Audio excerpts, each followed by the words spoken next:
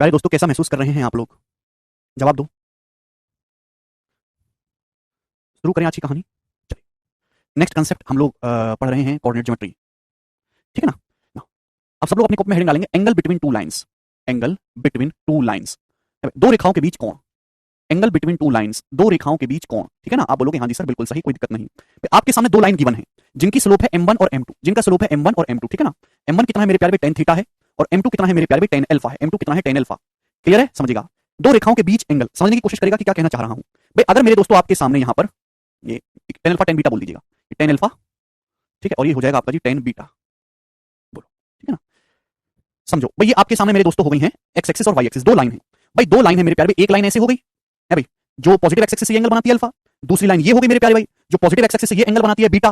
तो मैं आपसे जानना चाहता हूं कि ये मेरे दोस्तों दोनों लाइंस के बीच क्या होगा। देखिए, जब भी दो लाइन एक दूसरे को काटती हैं, जब भी दो लाइन एक दूसरे को काटती हैं, तो भैया दो एंगल बनते हैं, आमने सामने के एंगल बराबर होते हैं। एक बनता है आपके पास एक्यूट एंगल, दूसरा उससे जुड़ा होता है ऑब्टूस एंगल। अगर ये थीटा है तो ये एंगल कितना होगा? 180 डिग्री माइनस थीटा। दो एंगल आपके सामने बनते हैं जब भी दो लाइन एक दूसरे को काटती हैं। लेकिन आपको हमेशा एक्यूट एंगल बताना होता है, न्यून कोण बताना होता है। ठीक है भाई? जैसे मैं आपके सामने पूछूं कि ये दो लाइनें एक दूसरे को काट रही हैं मेरे प्यारे भाई, और ये जो एंगल है ये सपोज 138 डिग्री का है, तो आपसे पूछा है कि बताओ इन दोनों रेखाओं के बीच कितना कोण है। तो आप ऐसे मत बोलना कि सर इन दोनों रेखाओं के बीच 138 डिग्री का कोण बन रहा है। अब ये 138 है तो ये कितना होगा? तो आपका जवाब होगा सर ये होगा 42 डिग्री। होगा कि नहीं? सीधी रेखा स्ट्रेट लाइन 180 होता है। तो जब भी दो लाइन एक दूसरे को काटती है तो एक्चुअली में यहाँ पे दो एंगल बनते हैं। एक एंगल तो आपका ऑब्टूस होगा अधिक कोण, एक एंगल आपका एक्यूट होगा न्यून कोण। तो आपको हमेशा न्यून कोण डिग्री वाला आंसर बताना होता है। ठीक है ना? तो 42 डिग्री आप बताइएगा। तो यहाँ पे दो लाइन है जिनके स्लोप है m1 और m2। ठीक है ना? ये पॉजिटिव एक्स एक्सिस से कितना एंगल बनाती है? ये अल्फा एंगल बनाती है और ये बीटा एंगल बनाती है। तो इनके बीच का जो एंगल आएगा मेरे प्यारे, ये वाला एंगल आएगा मेरे दोस्तों, ये थीटा आपको निकालना है। क्लियर है? तो थीटा क्या होगा? अगर आप इस ट्रायंगल को ध्यान से देखेंगे तो ये इस ट्रायंगल का एक्सटीरियर एंगल है, बीटा, ये है अल्फा। तो थीटा बराबर जो होगा वो बीटा माइनस अल्फा होगा। आप बोलोगे हाँ जी सर, बिल्कुल सही, बात समझ में आ गई। ठीक है ना? तो मेरे प्यारे, आपको जो यहां से निकालना है वो निकालना है थीटा। दो रेखाओं के बीच का कोण निकालना। तो थीटा कितना हो जाएगा मेरे प्यारे? Beta minus alpha. आप यहां से tan थीटा निकालिए। tan थीटा कितना आएगा मेरे प्यारे भाई? Tangent of beta minus alpha. यानी कि मेरे दोस्तों ध्यान दीजिएगा कि tan थीटा बराबर जो आएगा वो कितना होगा? tan beta minus, tan minus B का क्या फॉर्मूला होता है? tan a minus tan b upon 1 plus tan a tan b। आप बोलोगे हाँ जी सर, बिल्कुल सही, करेक्ट है। यानी कि अगर दो रेखाओं के बीच का एंगल थीटा है, हाँ स्टैटिस्टिक्स होगा, बिल्कुल होगा इस बैच में, क्यों नहीं होगा? अगर दो रेखाओं के बीच का एंगल थीटा है तो tan थीटा की जो वैल्यू होगी मेरे प्यारे भाई वो कितनी होगी मेरे प्यारे भाई? tan बीटा कितना? m2, m2 minus m1 upon m2 minus m1 upon 1 plus m1 m2, 1 plus m1 m2। क्योंकि आपको थीटा हमेशा एक्यूट एंगल बताना है, न्यून कोण आंसर बताना है, तो tan थीटा जो है पॉजिटिव आना चाहिए, तो आपको इसका मोड लेना है। मोड, मोड का मतलब आपको केवल पॉजिटिव वैल्यू लेनी है, नेगेटिव वैल्यू को आपको इग्नोर करना है। क्लियर है? सभी बच्चों के सामने कंसेप्ट है, समझ में आ गया दोस्तों? देख लीजिए, करो।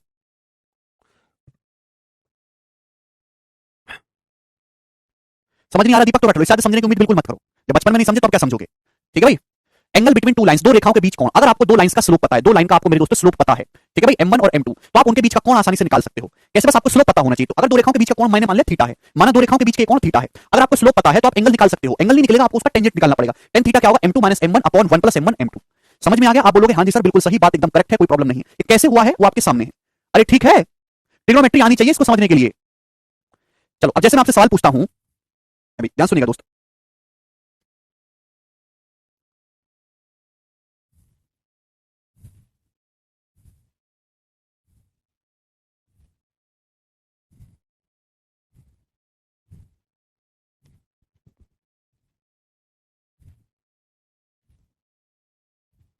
एक सेकंड रुक जाओ अभी।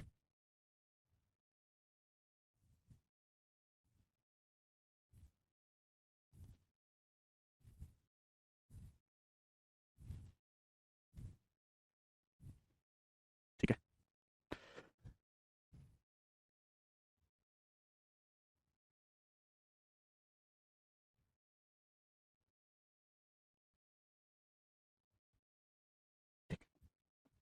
आपके सामने दो लाइन दे रखी हैं, इन दोनों लाइन के बीच एंगल क्या होगा? आपके सामने दो रेखाएं दे रखी हैं, पूछा है सवाल में find angle between these two line, इन दोनों रेखाओं के बीच कितना कोण है?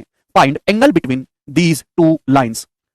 जवाब दीजिएगा मेरे दोस्तों, find angle between these two lines. करो जल्दी से, फटाफट करिएगा। आपके सामने दिया हुआ है मेरे प्यारे भाई 7x माइनस 5y प्लस 31 बराबर 0, और दूसरी लाइन दे रखी है x माइनस 6y प्लस 19 बराबर 0। इन दोनों लाइन के बीच का एंगल क्या है? अरे बचपन में सभी लोगों ने सवाल करे होंगे, बोलो।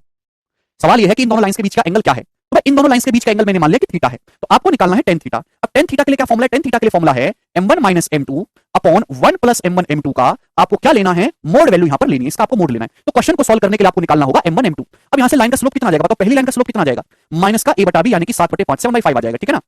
दूसरी लाइन का स्लोप कितना आ जाएगा? माइनस x का कोएफिशिएंट बटे y का कोएफिशिएंट यानी कि 1/6। दूसरी लाइन का स्लोप आ जाएगा 1/6। क्लियर है? अब आप यहां पे रख दीजिए, माना दोनों लाइन के बीच एंगल थीटा है, तो tan थीटा बराबर कितना आ जाएगा दोस्तों? 7/5 माइनस 1/6 अपॉन 1 प्लस 7/5 को 1/6 करेंगे तो 7/30। आप बोलोगे जी सर बिल्कुल सही, कोई प्रॉब्लम नहीं है, इसका मोड। तो जब आप इसको सिंप्लीफाई करेंगे दोस्तों, तो आप मुझे बताइएगा कितना हो जाएगा, 6 7 42 और ये 5 एकम 5, तो 42 माइनस 5 हो जाएगा 37, 37/30। नीचे कितना हो जाएगा 1 प्लस 7/30, ये भी 37/30 हो गया अभी। तो ऊपर नीचे सेम है, कितना हो गया, कैंसिल आउट हो गया, तो 1 आ रहा है अभी। अगर अंदर -1 भी आ रहा हो तो आप पॉजिटिव वैल्यू लेते 1, तो यानी कि tan थीटा की वैल्यू कितनी आ गई, 1 आ गई स्टूडेंट्स। यहां से थीटा कितना आ जाएगा, 45 डिग्री आ जाएगा। तो इन दोनों लाइन के जो बीच है वो 45 डिग्री का एंगल है। समझ में आ गया दोस्तों, कोई तकलीफ? ऐसे बेसिक से सवाल पेपर में पूछे जाते हैं, कर लोगे अब? ठीक है भाई, एक क्वेश्चन मैं आपसे पूछता हूं, ये बताइएगा। सवाल है इस प्रकार से कि ये इन दोनों लाइन के बीच कितना एंगल है भाई, इन दोनों लाइन के बीच कितना एंगल है।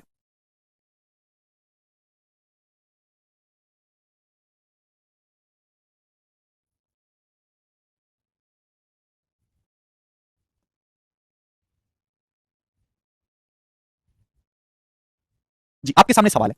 मेरा सवाल यह है, बताइए कि इन दोनों लाइंस के बीच कितना एंगल है। आपके सामने दो रेखाएं दे रखी हैं, इन दोनों रेखाओं के बीच कितना एंगल है। सवाल में दिया हुआ alpha is greater than beta, करो ये सवाल है, बताइएगा। सर 7/5 और 1/6 कैसे किया आपने? युवराज बेटा पिछला लेक्चर जाके देखो, स्लोप निकालना नहीं पता लाइन का, -x का कोफिशिएंट बटे y का कोफिशिएंट। सर थीटा इनफाइनाइट भी आ सकता है सर। अरे गौतम थीटा इनफाइनाइट क्यों आएगा भाई? दो रेखाओं के बीच कोण अनंत थोड़ा ना होता है। कोण तो दो रेखाओं के बीच केवल 0 डिग्री से लेकर 90 डिग्री के बीच में आएगा, अनंत थोड़ा ना आएगा। कुछ भी बोल देते हो तुम लोग, थोड़ा दिमाग तो लगाया करो कि क्या बोल रहे हैं, क्या सुन रहे हैं। मेरा सवाल है, बताओ इन दोनों रेखाओं के बीच कितना कोण है, क्या एंगल है, इन दोनों रेखाओं के बीच कितने डिग्री का एंगल है। घर से पढ़ के ही नहीं आते यार, सीधा क्लास में मुंह उठा के आ जाते हो, पता नहीं किसने सलाह दी थी तुमको नौकरी तैयारी करने को। अबे जब आपको घर से पढ़ना ही नहीं था तो क्यों बैच खरीदा था आपने? हैं?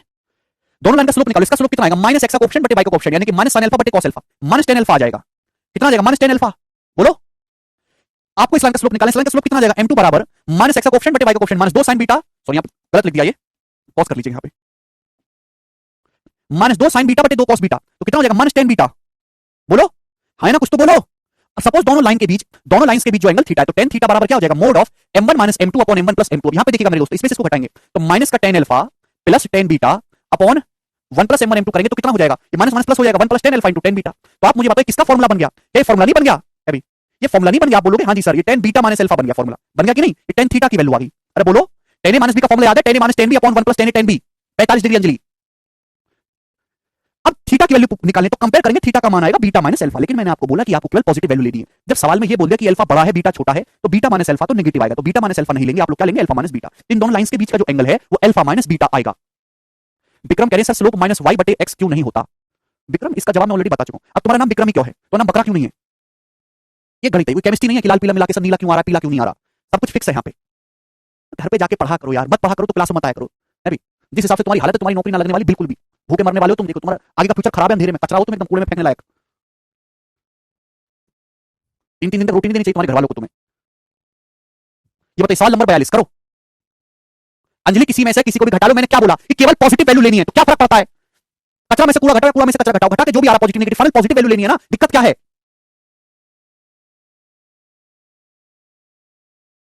करो अगला सवाल।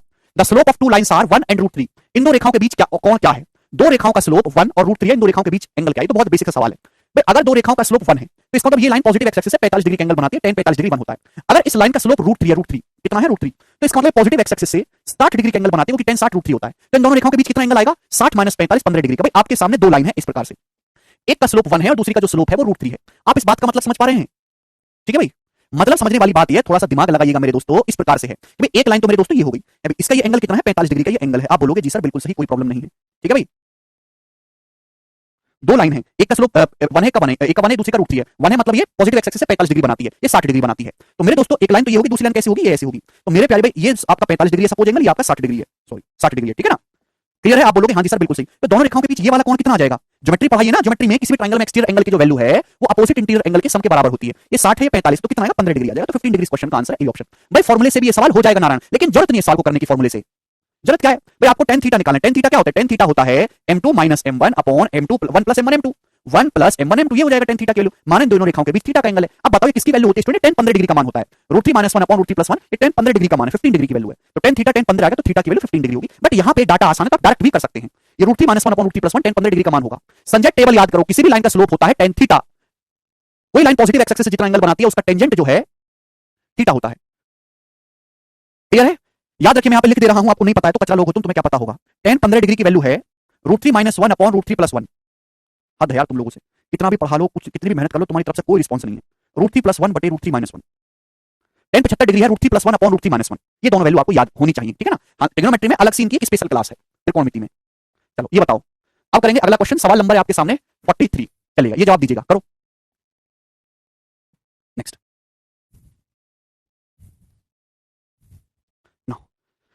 अब प्यार से समझने की कोशिश करिएगा मेरे दोस्तों। नेक्स्ट कंसेप्ट बहुत ही आसान है और इंपॉर्टेंट भी है, प्यार से समझना, सीडीएस में भी इसमें भर भर के सवाल आता है, ठीक है ना। Solution of two lines. सबसे पहले आप अपनी कॉपी में हेडिंग डालेंगे, सॉल्यूशन ऑफ टू लाइंस, दो रेखाओं के हल। हिंदी वाले भाई क्या लिखेंगे, दो रेखाओं के हल। अब मेरे दोस्तों ध्यान से सुनिएगा, तीन केस बनते हैं भाई। दो लाइन जो है एक दूसरे को, दो लाइन जो है एक दूसरे को मेरे प्यारे भाई दो ही तरीके से काट सकती हैं। ध्यान से सुनिएगा, दो लाइन एक दूसरे को तीन तरीके से काट सकती है। पहली कि दोनों लाइन एक दूसरे के पैरेलल हैं। इसका मतलब अगर दो लाइन एक दूसरे के पैरेलल हैं तो एक दूसरे को कहीं नहीं काटेंगी, यानी कि इन दोनों लाइनों का कोई सॉल्यूशन नहीं होगा। सॉल्यूशन का मतलब होता है एक ऐसा पॉइंट निकालना जहां दोनों लाइन एक दूसरे को काटती हो। अगर दो लाइन एक दूसरे के पैरेलल हैं तो इसका मतलब वो दोनों लाइन एक दूसरे को कहीं भी नहीं काटेंगी और उनका कोई सॉल्यूशन नहीं होगा। सेकंड केस होता है मेरे दोस्तों, जब दो लाइन एक दूसरे को एक ही सिंगल पॉइंट पे काटती हैं तो इसका मतलब है यूनिक सॉल्यूशन, एक ही सिंगल सॉल्यूशन। दो लाइन एक दूसरे को एक ही पॉइंट पे काट रही हैं तो यहां पे एक ही सॉल्यूशन है, एक ही पॉइंट पे काट रही हैं। दूसरा कि भाई जब दो लाइन एक दूसरे के ऊपर हो जाएं, भाई हमने एक लाइन खींची मेरे दोस्तों, अब दूसरा बंदा आ गया, उसी ने इसी के ऊपर एक और लाइन खींच दी, तो यानी कि ये दो लाइन जो है मेरे दोस्तों एक ही हैं, सेम लाइन है, यानी कि जो पॉइंट पहली लाइन पर है वही दूसरी लाइन पर है। तो इस केस में इन दोनों के इनफाइनाइट सॉल्यूशन है कि जो पॉइंट पहली लाइन पर आएंगे वो दूसरी लाइन पर भी आएंगे, इनफाइनाइट सॉल्यूशन। तो इस केस में इन दोनों के अनंत हल होंगे, इनफाइनाइट सॉल्यूशन। समझ में आ गया, क्लियर?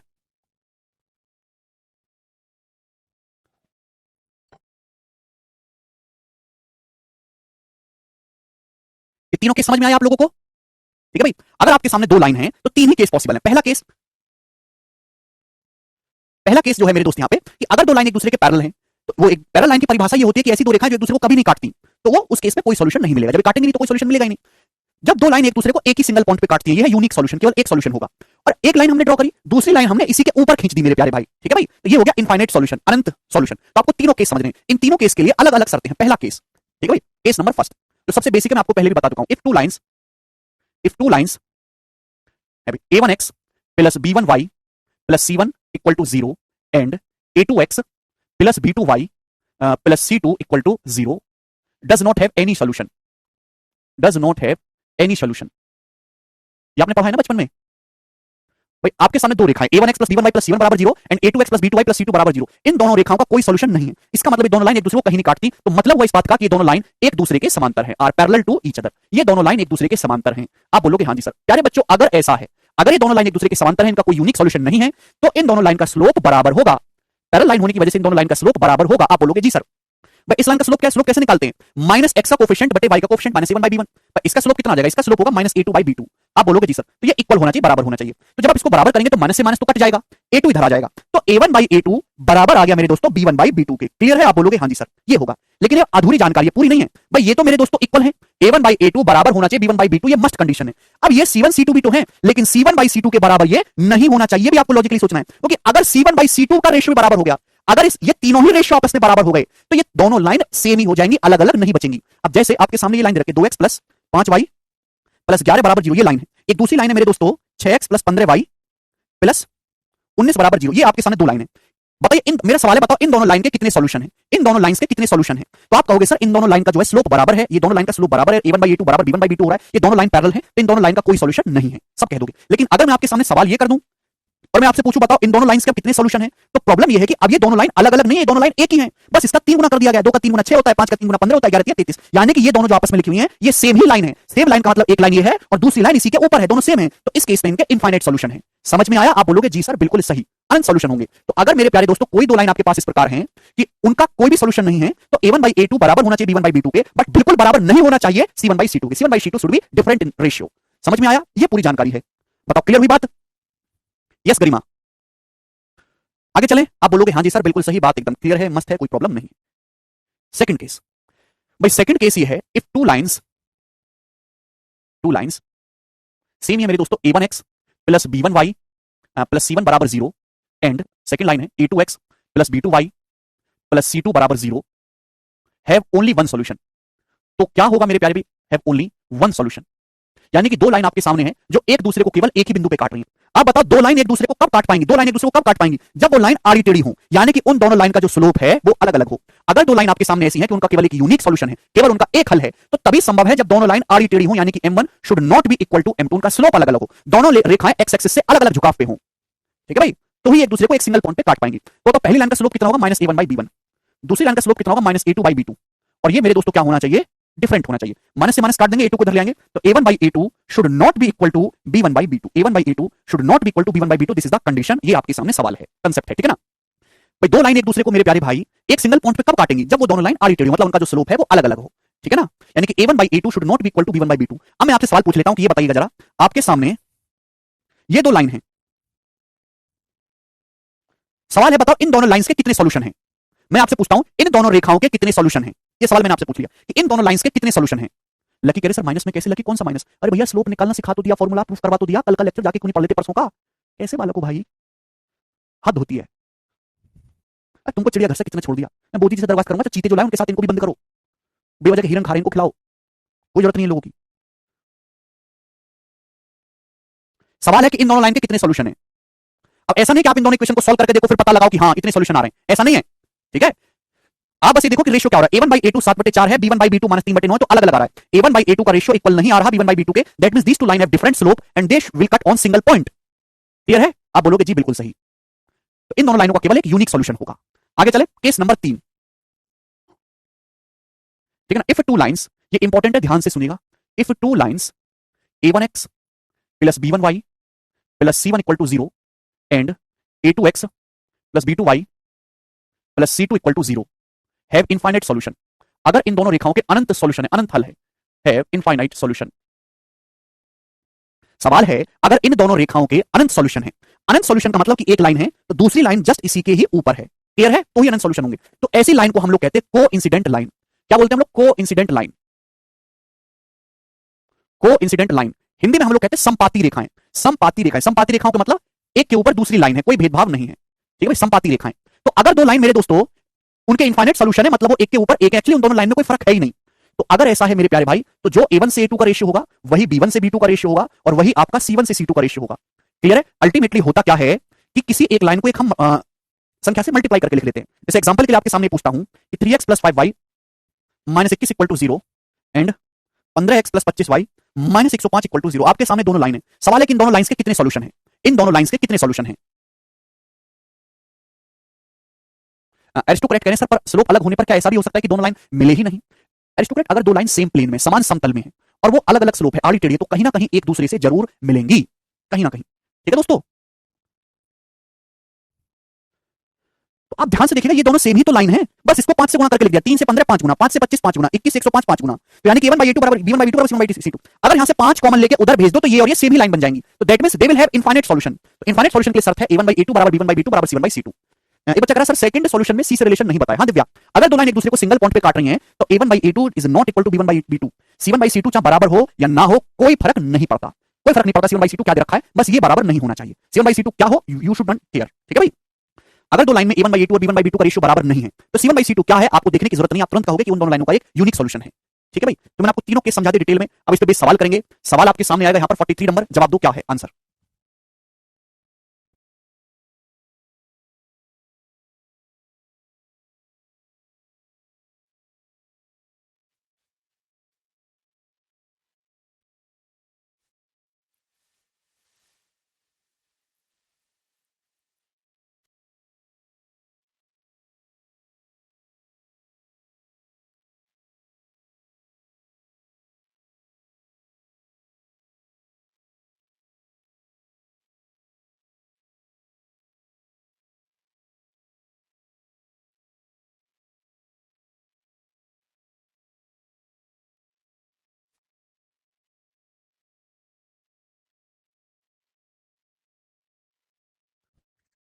बताओ के किस मान के लिए दोनों लाइन एक दूसरे के पैरेलल हैं। के की वैल्यू क्या है अगर ये दोनों लाइन एक दूसरे के पैरेलल हैं? अगर ये पैरेलल हैं तो इसका मतलब है a1 by a2 should be equal to b1 by b2। देखिए c1 by c2 तो कुछ और रहेगा, यहाँ पे देखेंगे x का कोएफिशिएंट का रेशियो k - 1 बटे 2 - k बराबर y का कोएफिशिएंट का रेशियो, यहाँ y का कोएफिशिएंट 1 है और यहाँ मेरे दोस्तों -3 है, ये कर देंगे यहाँ से इक्वल। ये आ जाएगा माइनस का 3k और प्लस का 3 बराबर 2 - k, ठीक है बच्चा। पार्ट इधर आएगा 1 3 के -k 2 के हो जाएगा, तो k की वैल्यू आ जाएगी 1/2। 1/2 इस क्वेश्चन का आंसर है, ठीक है ना। देख रहे हैं 1/-3 आ रहा है तो यहाँ पे c1 by c2 -2 आ रहा है जो कि अलग है, करेक्ट है। 1/2 इस क्वेश्चन का सही आंसर होगा। सभी स्टूडेंट कर पाएंगे। अगला सवाल देखेंगे। सवाल है आपके सामने यहाँ पर अब 44 नंबर, ये बताइएगा जल्दी से क्या आंसर है।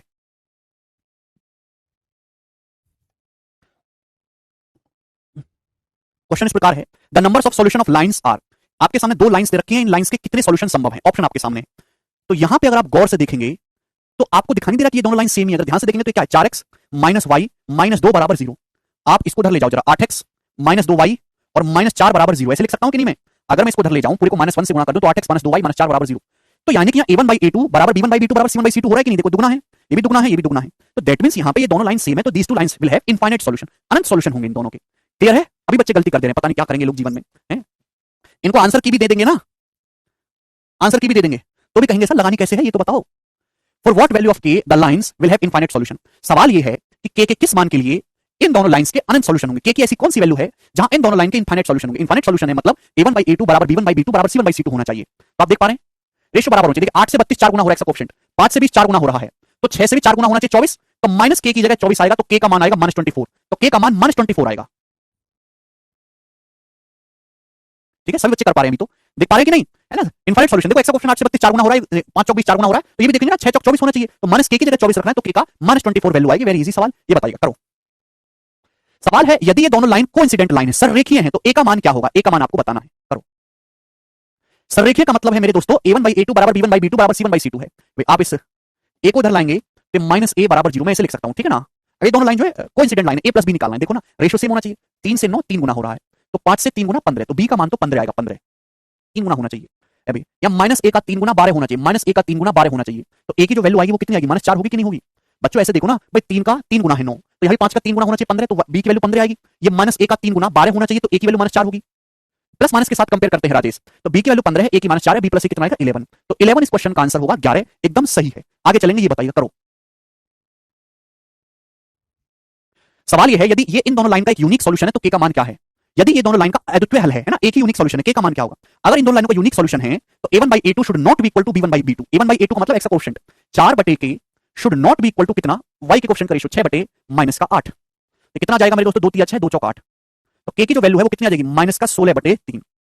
k should not be equal to -16/3 आ गया, ठीक कराना हमने। तो यानी कि मेरे प्यारे भाई, आपसे पूछा के का मान, तो सवाल के जो ऑप्शन होंगे वो ये इस प्रकार से होंगे, एनी वैल्यू के का मान कुछ भी हो सकता है एक्सेप्ट -16/3। के का मान -16/3 के सिवाय आप कुछ भी ले सकते हो, ठीक है ना? माइनस गुणा माइनस करेंगे तो ये तो प्लस होगा, ठीक है भाई? के का मान कुछ भी हो सकता है एक्सेप्ट -16/3। -16/3 के अलावा any value is possible for के। हाँ जी, ये बताइएगा जल्दी से, सवाल नंबर 48 20 इस क्वेश्चन का क्या आंसर है? जवाब दीजिएगा, करो। 48 नंबर।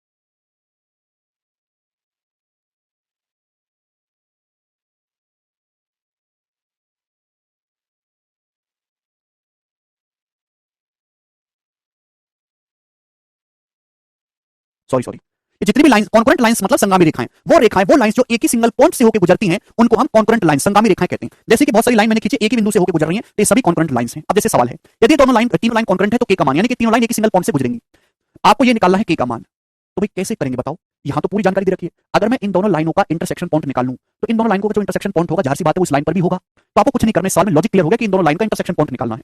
क्या है इंटरसेक्शन पॉइंट? 5x - 2y बराबर 6 और 2x + 3y बराबर 29, 2x + 3y बराबर 29। आप बोलोगे हाँ जी सर ये आ गया, ठीक है ना? तो आपको इन दोनों इक्वेशन को सॉल्व करना है। सॉल्व कैसे करेंगे? यहाँ 2 हो रहा है 3 हो रहा है, 2 और 3 को इक्वल कर लेते हैं, 6 बना लेते हैं। यहाँ 3 से गुणा कर दीजिए, यहाँ 2 से गुणा कर दीजिए और ऐड कर दो, इनको ऐड कर दो, जोड़ दो। जोड़ने से फायदा क्या होगा कि माइनस का 6y प्लस का 6y कट जाएगा, बताओ कितना आएगा? ये 3 पंजे 15x, ये 2 दूनी 4x, 15 4 19x हो जाएगा।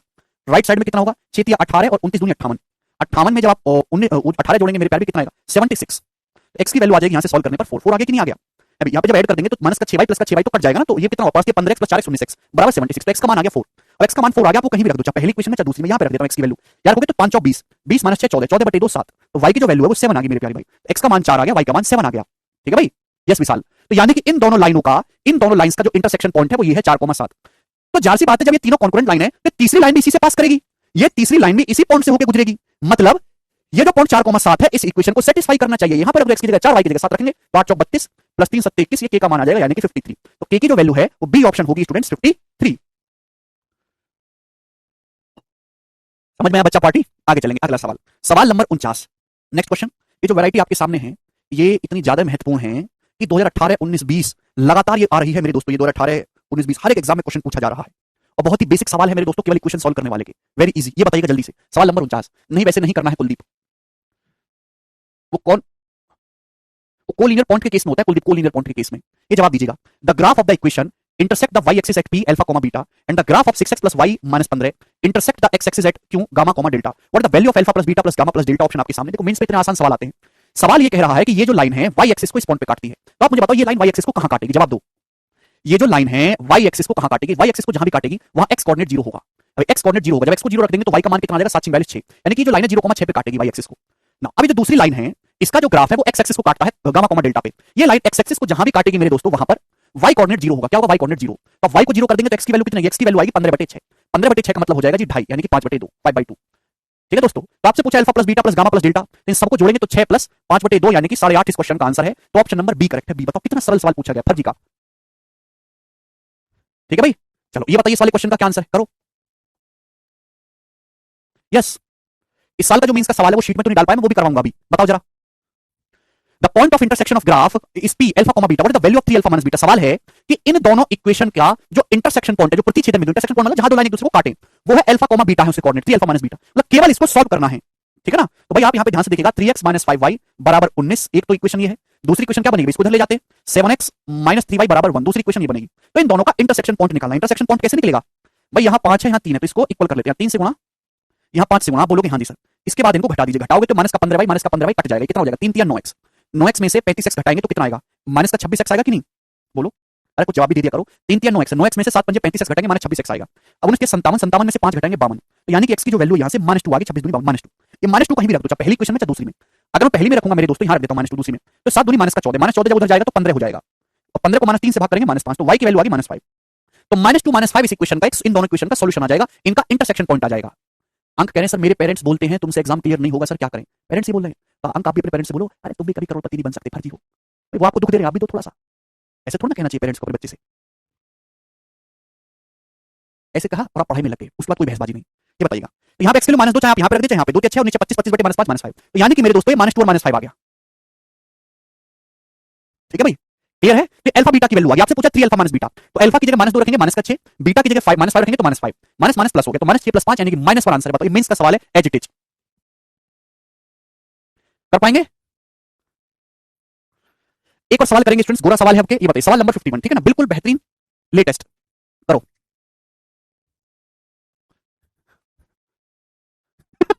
मनु कह रहे आप चाहते क्या खाना भी बंद कर देंगे घर वाले? दिक्कत क्या है, तुम चुरा के खा लेना।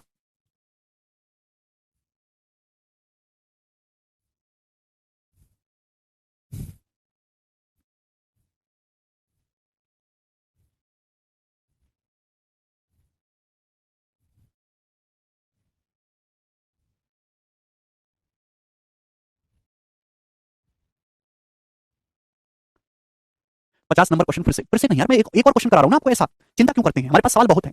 सवाल है कि ये दोनों लाइन का ग्राफ जो है पॉइंट पी पे काटता है, a, b पे, तो आपसे पूछा इसका मान क्या होगा, यानी कि क्वेश्चन सॉल्व करने के लिए आपको a b की वैल्यू निकालनी है। सवाल है कि इन दोनों पॉइंटों का ग्राफ पॉइंट पी पे काटता है, तो आप मतलब इन दोनों इक्वेशन को सॉल्व करना है। क्या 3x माइनस 20y माइनस 2 जाएगा बराबर 2, और कितना आएगा मेरे दोस्तों? 11x माइनस 5y और प्लस 61 को ले जाओ -61। आपको दोनों इक्वेशन को सॉल्व करना है। अब सॉल्व कैसे करते हैं जब आप जानते हो थोड़ा बहुत कि किसी भी एक वेरिएबल को इक्वल बना लो, उसके कोफिशिएंट जो आपको आसान लगता हो बनाना। अब यहाँ पे 20 है, 5 है, तो मैं एक काम करता हूँ 4 से गुणा कर लेता हूँ, 4 से कर सकता हूँ ना इजीली, 4 से मल्टीप्लाई कर लेते हैं, जिससे कि 20y बन गए, 5 20y बन गया, घटा लेते हैं, ठीक है ना, घटा लेते हैं, क्योंकि माइनस का 20y घटाओगे तो ही तो कटेगा ना, जोड़ने पर तो ऐड हो जाएगा। तो देखिए ये है 11 चौक 44x, दिमाग में करा करो, लिखने का समय नहीं है हमारे पास, मेंटली करना सीखिए। 11 चौक 44x, अब 3x में से 44x आप घटाएंगे तो कितना बचेगा भैया? 3x में 44x आप घटाएंगे तो माइनस का 41x बचेगा, बोलो बचेगा कि नहीं?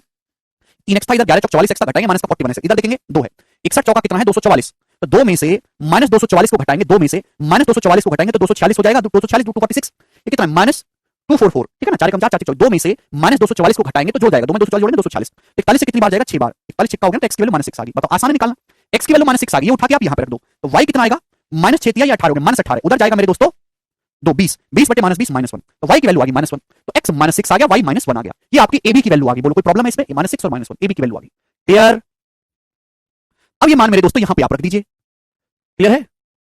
तो -6 का स्क्वायर 36 प्लस 1 37, और -6 गुणा -1 कितना हो जाएगा? 6 हो जाएगा, 37 37 -6 यानी कि ऊपर 31 आएगा, एक ही ऑप्शन है, यही करेक्ट हो जाएगा। 6 का स्क्वायर 36 -1 35, 35 में ए बी यानी कि प्लस 6 ऐड करेंगे तो 41, तो 31/41 is the correct answer, B is the सही है। आगे चलेंगे, अगला सवाल, सवाल है आपके सामने यहां पर अब 52 नंबर, ये बताइएगा जल्दी से क्या आंसर है, करो जी, बनाइए प्यारे बच्चे, सवाल का क्या उत्तर है।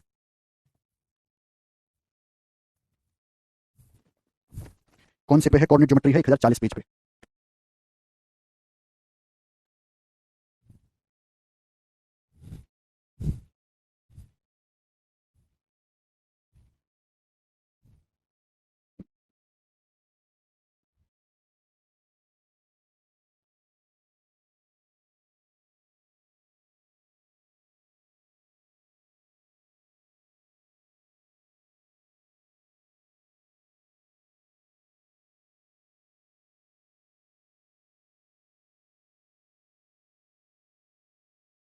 ऑप्शन सी होगा।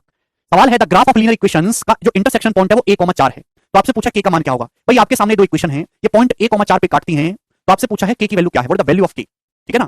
भाई अगर इन दोनों, ये दोनों पॉइंट लाइन a 4 पे काटती हैं, तो ये a 4 इनको सेटिस्फाई करेगा। अब x की जगह a रख दीजिए, y की जगह 4 रख दीजिए, तो 4a - 8 बराबर कितना हो जाएगा जी आपका 14, ठीक है ना। यहाँ पे भी रख देंगे x की जगह, तो 4a प्लस y की जगह 4 रखेंगे, 4 के बराबर 2। अब आप इसमें से घटा दीजिए मेरे दोस्तों, इसमें से इसको घटा दीजिए, घटाएंगे कट जाएगा, तो 4k प्लस 8 बराबर 2 - 14 यानी कि -12, तो k की वैल्यू आएगी -20/4 यानी कि -5। गड़बड़ कर दी है क्या, a 4 रखेंगे तो 4a प्लस 4k बराबर 2, 4a - 8 इसमें से माइनस करेंगे तो 4k प्लस 8 हो जाएगा बराबर -12, तो -20/4। एनी प्रॉब्लम, कहां दिक्कत आ रही है, ये रखेंगे तो 4a - 8 बराबर 10 है, सॉरी 4a - 8 बराबर 10 है, तो दो में से जब आप 10 को घटाएंगे तो -8 आएगा, तो -16/4 -4, तो k की जो वैल्यू है -4 आएगी, आंसर है सी ऑप्शन इसका करेक्ट उत्तर है। वेरी बेसिक सवाल, कुछ भी नहीं था इस सवाल में। आगे चलेंगे, आपके सामने क्वेश्चन आ रहा है अब 53 नंबर, ये बताइएगा जल्दी से, ठीक है भाई 53 नंबर, ये करो जल्दी। बहुत इंपॉर्टेंट सवाल है जो आपके सामने दिख रहा है। यदि एबीसी 3 नंबर है जो अर्थमेटिक प्रोग्रेशन में है और लाइन ax + by + c बराबर 0 एक निश्चित बिंदु से गुजरेगी जिसके निर्देशांक क्या होंगे, बहुत बेहतरीन एनसीईआरटी का सवाल है। यदि ए बी और सी मेरे प्यारे भाई समांतर श्रेणी में है, क्लियर है, आप बोलोगे आंसर एबीसी समांतर श्रेणी में है, तब रेखा ax + by + c बराबर 0 एक फिक्स पॉइंट से गुजरेगी हमेशा, उस फिक्स पॉइंट के कोऑर्डिनेट क्या होंगे, ये ऑप्शन आपके सामने है। अगर एबीसी समांतर श्रेणी में है तो इसका मतलब जो बीच वाला नंबर है उसका जो एवरेज है मेरे प्यारे, उसकी जो वैल्यू बाकी दोनों नंबर का एवरेज होगी, यानी कि मेरे दोस्तों 2b बराबर a + c होगा। तो प्यारे भाई अगर मैं इसको लिखूं इस फॉर्म में तो मैं लिख सकता हूं a - 2b + c बराबर 0, आप बोलोगे जी सर बिल्कुल सही, यानी कि ये कंडीशन बनेगी, ठीक है ना। सवाल कह रहा है कि ये एक लाइन है ax + by + c बराबर 0, ये हमेशा एक फिक्स पॉइंट से गुजरेगी, वो फिक्स पॉइंट कौन सा होगा, तो आप कंपेयर करो मेरे दोस्तों, यहाँ x का कोफिशिएंट 1 है जबकि y का कोफिशिएंट यहाँ पे b का कोफिशिएंट y है -2 है, तो x की जगह 1 लिखा हुआ है, y की जगह -2 लिखा हुआ है, यानी कि ये जो लाइन है हमेशा पॉइंट 1, -2 से पास करेगी, ए ऑप्शन आंसर है, बिल्कुल होगा पवित्रा, ठीक है, बोलो। चलिए अगला सवाल, अगला सवाल आपके सामने आएगा यहां से, क्वेश्चन नंबर है 54, ये बताइएगा जल्दी से, करो। Find the length of intercept between both axis by line, इस रेखा द्वारा दोनों एक्सिस पर काटे गए अंतःखंड के बीच की लंबाई क्या है। इस लाइन द्वारा दोनों एक्सिस पर काटे गए अंतःखंड के बीच की लंबाई क्या है, बहुत ही आसान सवाल है। सबसे पहले आप इसको -60 को इधर ले आएंगे तो 12x - 5y बराबर 60 हो जाएगा, 60 को आप इधर ले आएंगे बटे में तो x 12 पंजे 60 हो गया, प्लस -5 से 60 को काटेंगे -12 बराबर 1, ये आ जाएगा, आप इसको इस फॉर्म में लिख लेंगे। तो मैंने बोला था कि जब भी आप किसी लाइन को इस फॉर्म में लिखेंगे x बटे a + y बटे b बराबर 1, ये क्या है एक्स एक्सिस पर इंटरसेप्ट, ये क्या है y एक्सिस पर अंतःखंड, ये x एक्सिस पर अंतःखंड है 5, y एक्सिस पर -12, पूछा है दोनों एक्सिस के बीच इंटरसेप्ट कितना होगा, तो √5 स्क्वायर प्लस -12 का स्क्वायर होगा, तो यानी कि कितना 13 यूनिट, तो सी ऑप्शन इस क्वेश्चन का आंसर है 5 12 13 यूनिट यहाँ पे करेक्ट है। क्लियर है दोस्त, आप बोलोगे हाँ जी सर एकदम सही है, समझ में आई ये बात। चलो तो आज इतना ही छोड़ेंगे स्टूडेंट, बाकी हम अगली क्लास में करेंगे, मुझे कंसेप्ट बताना है वो कल बताऊंगा। बाय।